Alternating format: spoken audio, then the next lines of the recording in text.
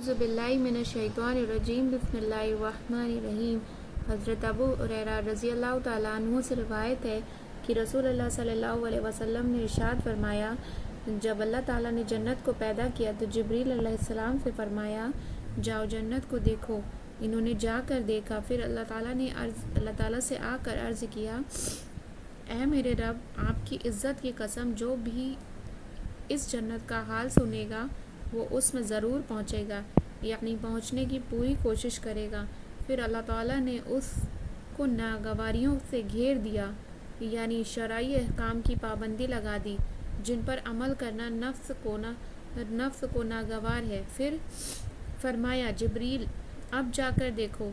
चुनांचे इन्होंने जाकर देखा। फिर आकर अर्ज़ किया, ऐ मेरे रब, आपकी इज़्ज़त की कसम, अब मुझे ये डर है कि इसमें कोई भी ना जा सकेगा।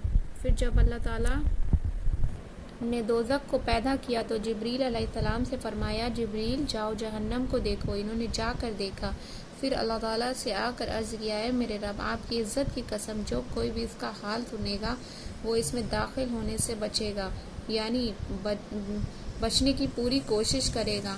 उसके बाद अल्लाह ताला ने दोज़ख को नफ्सानी ख्वाहिशात से घेर दिया। फिर फरमाया, जिब्रील अब जाकर देखो। इन्होंने जाकर देखा।